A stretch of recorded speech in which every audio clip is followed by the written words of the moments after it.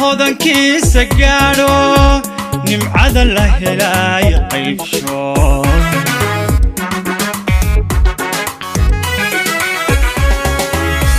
هدان قي قيتو هدان معدنتي وشداركا هدان هودن كيس قالو نمعد الله لا يقيب شو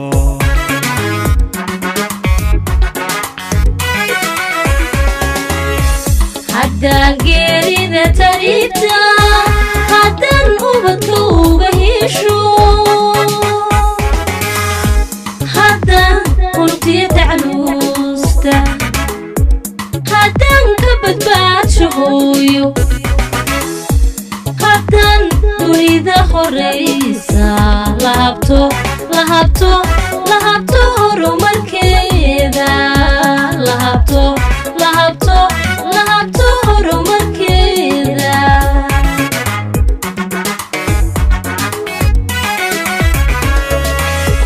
هدان Dobian 378 Berbera Tower. Good morning. Welcome to Berbera. Surface wind 090 degrees at 29 knots. Active runway 05. هدان قي قيتو هدان معدنتي وشدالكا هدان هودن كيس قالو نمعد الله لا يقيب شو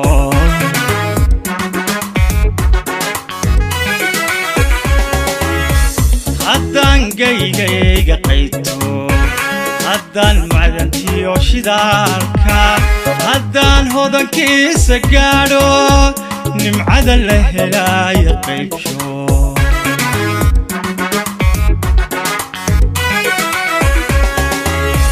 هدان غيري ذا تريتا هدان أبكو بهيشو هدان قلتي تعلوستا هدان كبت باتشهويو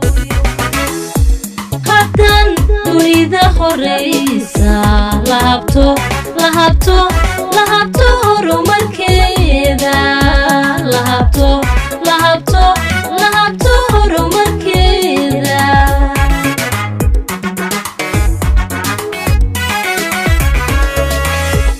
هدان غيري ذا تريتا هدان أبكو بهيشو هدان قلتي تعلوستا هدان كبت باتشهويو halkan waa madaarka magaalada Berbera saaka madaxweynaha Soomaaliland Muuse Biixi Cabdi ayaa xariga ka jaraya dib u casriyeyn iyo ballaarin lagu sameeyay gudaha iyo dhismaha madaarkani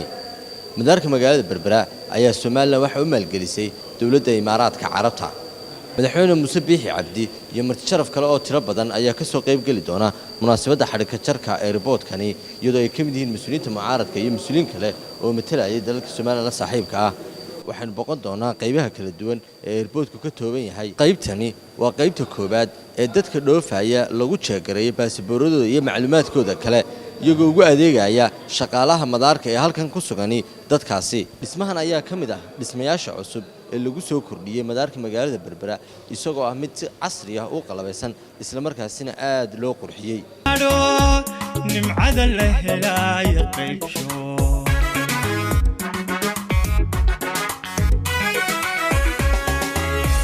هدان غيري ذا تريتا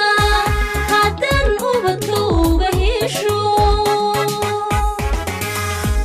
هدان قلتي تعلوستا dawadayaal wali waxaan ku guda jirnaa madaarka cusub ee magaalada Berbera ee maanta xariga laga jarayo qaybtan hadda jooga waa qaybta ay ciidamada immigration ku jeegaranayaan baasaboorada ciidamada ayaa halkan iyaguna ku sugan airport-ka ayaa shaqadiisa saaka marka xariga laga jaro si rasmi ah u bilaami doonta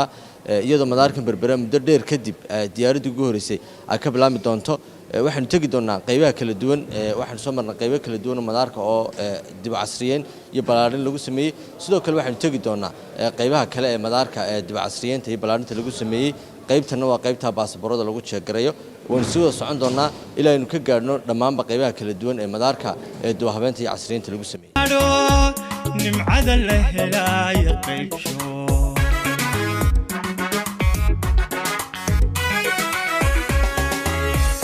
haddaan geerida tariibta haddaan ubadka uga hesho haddaan huntiya tacluusta haddaan ka badbaadsho hooyo haddaan dunida horaysa lahabto horumarkeeda lahabto horumarkeeda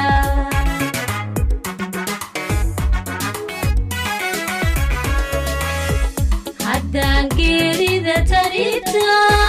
haddaan ubadka uga hesho haddaan huntiya tacluusta haddaan ka badbaadsho hooyo haddaan dunida horaysa lahabto horumarkeeda qaybo ka mid ah qaybaha madaarka ee cusboonaysiinta habeynta iyo qurxinta lagu sameeyay ayaynu soo marnay halkanna waxa weeyaan taawarka laga hago diyaaradaha ee magaalada berbera airportkeedan cusub ee dib u habeynta iyo casriyeynta aadka lagu sameeyay marka waxaan isku dayi doonaa inaynu gudaha u galno halkan oo aynu eegno bal taawarka iyo siduu u samaysan yahay iyo sida loo maamulo. Ethiopian 378 Berbera Tower. Good morning. Welcome to Berbera. Surface wind 090 degrees at 29 knots. Active frequency 05. daawadayaal ugu dambeyn waxaan soo gaarnay xagga ugu sareysa ee taawarka madaarka berbera oo ku yaala bartamaha halka runwayga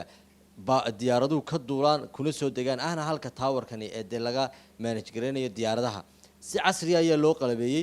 shaqaalihii ayaa ku sugan waxaana laga hagayaa diyaaradaha kala duwan ee halkan soo fadhiisan doona ama ka duuli doona madaarka berbera ayaa si casri ah loo qalabeeyay guud ahaanba qaybaha uu ka kooban yahay waxaanu tagi doonaa qaybaha kale ee madaarka marka laga imaado taawarka oo sidan casriga loo qalabeeyay iyagana la qalabeeyay ee qurxinta lagu sameeyay kiblada eebe ee ballaaran haddaan hantiyoon fayto hankii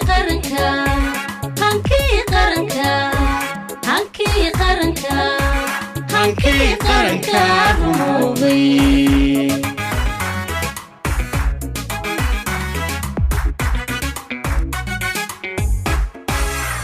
qanaanka dalkeenu qaatay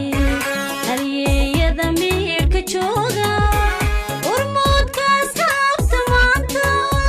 hoggaanu midaysan daawadayaal waxaynu soo aragnay isla markaasina aynu tagnay qaybo kala duwan